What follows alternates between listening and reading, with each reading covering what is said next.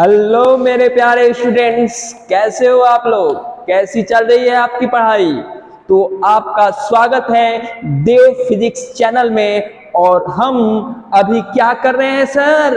तो हम अभी सॉल्व कर रहे हैं जेईई मेंस 2022 का क्वेश्चन, ताजा क्वेश्चन, एकदम हॉट क्वेश्चन सॉल्व करेंगे।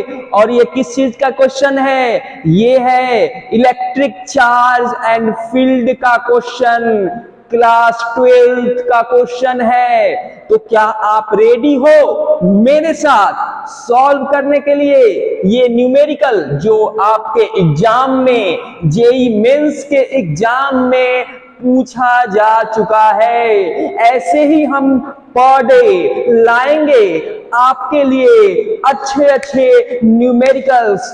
तो आप हमें सपोर्ट करें इसके लिए, ताकि मैं आपके लिए और बेहतर कर सकूं। और यदि आपको कोई प्रॉब्लम होती है, कोई भी दिक्कत होता है, तो कमेंट में जरूर लिखा करिए क्या प्रॉब्लम है, मैं उसको सॉल्व करने की कोशिश करूंगा। तो चलिए सॉल्व करते हैं क्वेश्चन न्यूमेरिकल जो पूछा जा चुका है मेंस, जेईई मेंस में 2022 में 24 जून को सेकेंड शिफ्ट में। ये है two identical charge particles each having mass 10 ग्राम। दो चार्ज पार्टिकल है जिसका मास है 10 ग्राम एंड चार्ज है 2.0 इंटू 10 के power -7 coulomb are placed on a horizontal table. दोनों क्या रखा हुआ है? एक टेबल पे दो चार्ज रखा हुआ है, एक सेपरेशन पे रखा हुआ है। प्रत्येक का चार्ज कितना दिया हुआ है? 2.0 इंटू 10 के पावर -7 कूलम। और प्रत्येक चार्ज का मास कितना दिया हुआ है? 10 gram. Separation of L between them, और जो हॉरिजेंटल टेबल पे दोनों चार्ज रखा हुआ है उसका बीच का डिस्टेंस कितना है? एल है, L. Such that they stay in equilibrium, और दोनों क्या है? अपने अपने जगह पे स्थिर है। न कोई उधर मूव कर रहा है, न मतलब मूव नहीं कर रहा है, दोनों स्थिर है। दो चार्ज है, दोनों का मास है, दोनों एल सेपरेशन पे रखा हुआ है और दोनों इक्विलिब्रियम में है, दोनों शांत बैठा हुआ है। मतलब दोनों पे जो फोर्स लग रहा है वो इक्वल फोर्स लग रहा है। ध्यान में रखिएगा, इक्विलिब्रियम मतलब क्या? मूव नहीं कर रहा है, मतलब नेट फोर्स प्रत्येक चार्ज पे लगने वाला नेट फोर्स क्या है? 0 है। यही कंसेप्ट है, ध्यान से देखिए। Equilibrium, if the coefficient of friction between each particle and the table is 0.25। जैसे चार्ज रखा हुआ है तो चार्ज और टेबल के बीच में फ्रिक्शन लग रहा होगा ना। जैसे हम चलते हैं, जैसे तो हमारे चप्पल और क्या होगा, फर्श के बीच में फ्रिक्शन लगता है। जब किसी चीज को खींचते हो, ठेलते हो, तो उसके बीच में फ्रिक्शन लगता है ना। वही फ्रिक्शन, कोफिशिएंट ऑफ फ्रिक्शन कितना है? 0.25। Find the value of L. L का वैल्यू फाइंड आउट करना है। देखिए क्वेश्चन यही है कि एक है हॉरिजेंटल टेबल पे दो चार्ज रखा हुआ है, दोनों का बीच का डिस्टेंस है एल। चार्ज का वैल्यू कितना है? कूलम, 2 इंटू 10 के पावर -7 कूलम। मास कितना है? 10 ग्राम। अब ई बताओ बच्चा, बउआ ई बताओ कि जब ये 10 ग्राम इसका मास है, ई टेबल पे रखा हुआ है, तो नीचे की ओर mg लगेगा? हाँ सर लगेगा। mg लगेगा कि नहीं? हाँ सर लगेगा। तो क्या आप लोग 11th में नहीं पढ़े हो? क्या पढ़े हैं सर? नहीं पढ़े हो, फिर भी यहां देख लो, हम आपको एकदम 0 से बताएंगे। नीचे की ओर mg लग रहा है, ये मास जो है, जो ये चार्ज रूपी मास है, चार्ज है टेबल पे, नीचे mg लगा रहा होगा। तो ये जो टेबल है, कांटेक्ट जो टेबल का कांटेक्ट है वो ऊपर की ओर एक नॉर्मल फोर्स बराबर लगा रहा होगा कि नहीं, एन नॉर्मल लगा रहा होगा कि नहीं। कांटेक्ट फोर्स पढ़े हो, कांटेक्ट फोर्स कि जैसे मेरा ये हाथ है, इस हाथ पे ये हाथ रखा हूं तो ये हाथ इस पे फोर्स लगा रहा होगा और ये हाथ इस पे फोर्स लगा रहा होगा। दोनों इक्विलिब्रियम में कभी है, एक्शन के opposite reaction, Newton third law. क्या अब भी क्लियर नहीं हुआ? क्लियर कर लो बच्चा। ये बॉडी नीचे नहीं गिर रहा है, क्यों? ये जब फोर्स mg नीचे लगा रहा है ना, इसका चार्ज का मास mg है, नीचे की तरफ ग्रेविटेशनल फोर्स लगा रहा है कि नहीं mg, फिर भी ये नीचे गिर रहा है? तो नहीं सर, क्यों?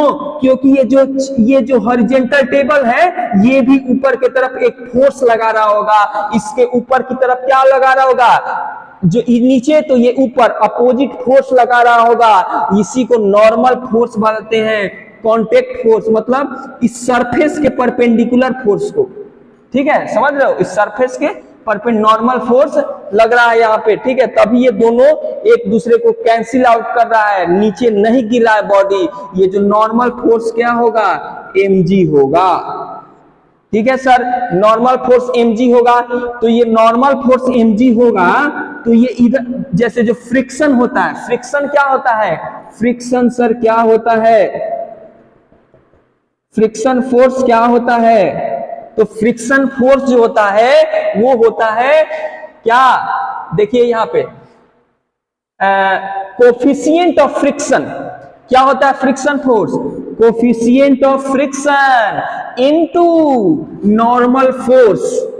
जैसे जो बॉडी पे नॉर्मल फोर्स, देख लो कहां पे नॉर्मल फोर्स, जैसे ये बॉडी पे इधर नॉर्मल फोर्स लग रहा है ना, तो ये normal force into coefficient of friction, ये चार्ज और हॉरिजॉन्टल टेबल के बीच का कोफिशिएंट ऑफ फ्रिक्शन जो एक दूसरे को मूव करने में प्रॉब्लम क्रिएट कर रहा है, फंसा के रखा है, वो coefficient of friction into mg होगा।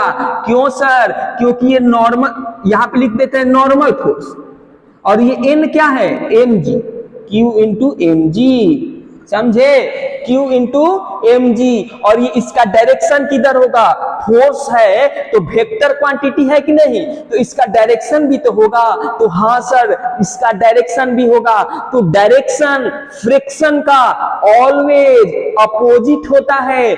किसके अपोजिट होता है सर, बोलिए ना सर। तो वो अपोजिट होता है जिधर बॉडी मूव कर रही है या मूव करने वाली है, उसके अपोजिट फ्रिक्शन लगता है। जैसे हम इधर चल रहे हैं ना, तो मेरे पीछे की तरफ फ्रिक्शन लग रहा होगा, जो बॉडी जिधर मूव कर रही है उसके अपोजिट फ्रिक्शन लगेगा।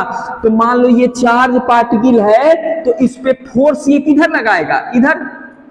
क्यों? क्योंकि दोनों का पोलैरिटी क्या है, सेम है, दोनों चार्ज सेम है। तो ये चार्ज जो है इसको किधर ढकेलेगा, इधर ढकेलेगा, इधर ढकेलेगा। इसका डायरेक्शन देखो इधर, मतलब इस चार्ज को क्या चाहेगा, ये दूर भागे, मेरे से दूर भागे, मतलब इधर भागे। तो ये फोर्स जो लगा रहा है इलेक्ट्रोस्टैटिक फोर्स, जैसे दोनों चार्ज जो रखा हुआ है तो दोनों के बीच में दो चार्ज रहता है तो इलेक्ट्रोस्टैटिक फोर्स लगता है ना। इलेक्ट्रोस्टैटिक फोर्स यहां पे लिख देता हूं, इलेक्ट्रोस्टैटिक फोर्स, ठीक है, फोर्स Fe लिख देता हूं। ये क्या होता है, K Q1 Q2 बटा R स्क्वायर। इलेक्ट्रोस्टैटिक फोर्स लगता है ना, इलेक्ट्रोस्टैटिक फोर्स, तो इन दोनों चार्ज के बीच में भी इलेक्ट्रोस्टैटिक फोर्स लगेगा। तो ये इलेक्ट्रोस्टैटिक फोर्स, ये चार्ज इस चार्ज पे फोर्स किधर लगाएगा, तो इसको अपने से अपोजिट धकेलेगा, अपने तरफ खींचेगा नहीं, क्योंकि दोनों सेम चार्ज है तो ये बाहर की तरफ धकेलेगा। ये डायरेक्शन इधर होगा, Fe का डायरेक्शन होगा। तो ये फोर्स इधर है, तो फ्रिक्शन क्या होगा सर, इस फोर्स के अपोजिट, क्योंकि ये धकेल रहा है इधर, तो फ्रिक्शन क्या लगाएगा कि बउआ इधर नहीं जाओ, इधर नहीं जाओ, तुम उधर ही जाओ, अपोजिट। मतलब यहां पे जो होगा फ्रिक्शन, Fe इलेक्ट्रोस्टैटिक फोर्स जो होगा फ्रिक्शन फोर्स के फ्रिक्शन फोर्स के इक्वल होगा, क्यों सर? क्योंकि इक्विलिब्रियम में है। यहां देखिए लिखा हुआ है सर, इक्विलिब्रियम कहां लिखा हुआ? Equilibrium, that stay in equilibrium, मतलब इलेक्ट्रोस्टैटिक फोर्स फ्रिक्शनल फोर्स के अपोजिट है, और क्या है? इक्वल है। जैसे इलेक्ट्रोस्टैटिक फोर्स इधर, फ्रिक्शन फोर्स इधर, इक्विलिब्रियम है मतलब मूव नहीं कर रहा है, मतलब दोनों फोर्स सेम। इलेक्ट्रोस्टैटिक फोर्स इधर तो फ्रिक्शन फोर्स इसके अपोजिट, और दोनों मूव, ये चार्ज मूव नहीं कर रहा है, मतलब क्या? मतलब ये कि दोनों इक्वल होगा। क्यों? क्योंकि इक्विलिब्रियम में आपको कंडीशन दिए हुए हैं। तो ठीक तो है सर, अब क्या करना है? अब जो करना है वो तो करेंगे ही।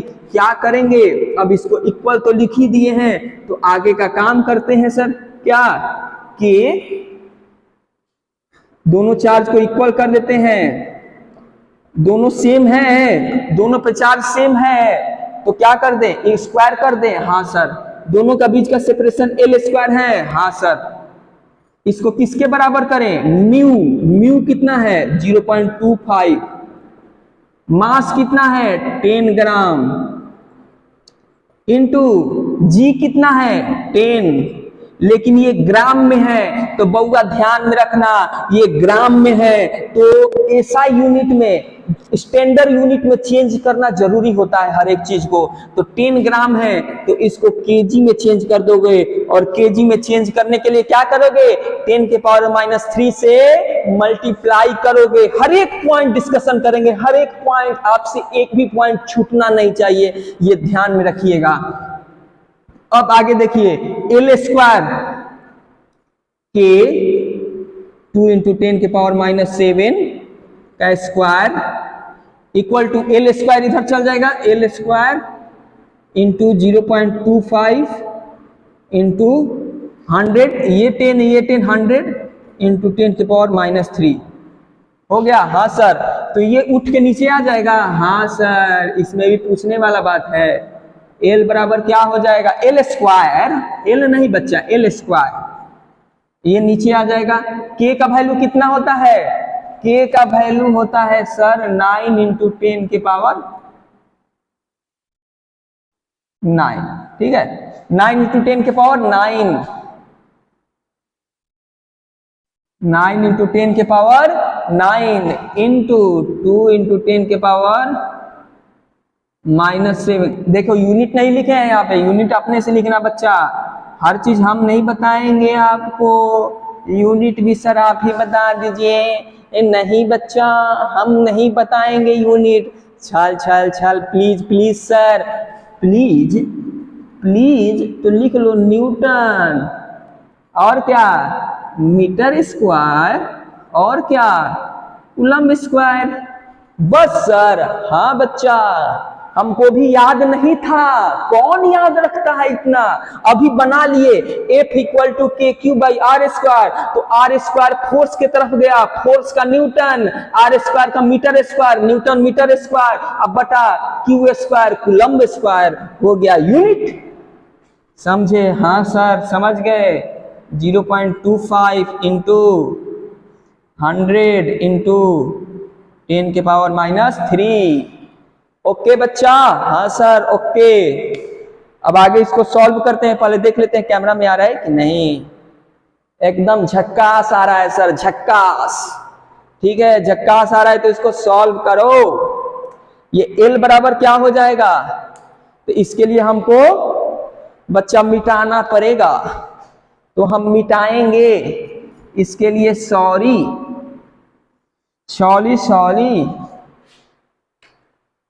इसके लिए सॉरी हम मिटाएंगे। अब मिटा भी दिए। एल देखो क्या होगा? एल √9 × 10 के पावर 9, 4 × 10 के पावर 14 बटा 25 होगा। 100 से मल्टीप्लाई हो गया तो हाँ सर होगा, इंटू 10 की पावर -3। अब देखो ये 9 3 12 और 2 बच जाएगा, यहां कितना होगा? 36। अब बटा 25 इंटू ये 3 ऊपर जाएगा तो 12, ये 10 के पावर -2 हो जाएगा। यहां से सर L कितना होगा बताइए ना, तो ये निकलेगा 6/5 इंटू 10 के पावर -1, ये मीटर में आएगा। तो क्या होगा सर, ये कटा दो 1.2 आएगा, तो ये आएगा 0.12 मीटर। इसको मीटर आया तो आप चाहो तो सेंटीमीटर भी चेंज करते हो 100 से मल्टीप्लाई करके, 100 सेंटीमीटर। ये क्या आया, L का डिस्टेंस आया, ये आपका आंसर आया। ये जो find the value of L पूछ रहा है वो वैल्यू आया। ये कितना इजी है, देखिए देखिए, यही तो कंपटीशन है। आप पढ़ के गए थे इलेक्ट्रिक चार्ज एंड फील्ड और ढुका दिया 11th का फ्रिक्शन। फ्रिक्शन और इलेक्ट्रिक चार्ज एंड फील्ड को मिला के बना दिया एक क्वेश्चन और आपके सामने कर दिया रिप्रेजेंट। और आप यदि नहीं पढ़े रहेंगे सारा कंसेप्ट तो आपसे नहीं बनेगा क्वेश्चन। तो आपसे रिक्वेस्ट है कि आप रिवीजन करिए और ज्यादा से ज्यादा क्वेश्चन को सॉल्व करिए, ताकि आप जब एग्जाम हॉल में बैठो तो आपको क्वेश्चन से डर ना लगे और जीत आपके सामने हो। तो आपको ये क्वेश्चन समझ में आया? यदि क्वेश्चन समझ में आया तो आप वीडियो को लाइक करें, प्रमोट करें, ज्यादा से ज्यादा शेयर करें और जो आप फायदा ले रहे हो ज्यादा से ज्यादा लोगों तक पहुंचाए, कि बहुतों को ये जो स्टूडेंट पैसा देके पढ़ नहीं पा रहे हो, मतलब उनके पास पैसा नहीं है, वो पढ़ सके और जिनको क्वेश्चन में प्रॉब्लम हो वो देख सके। थैंक यू, जय हिंद।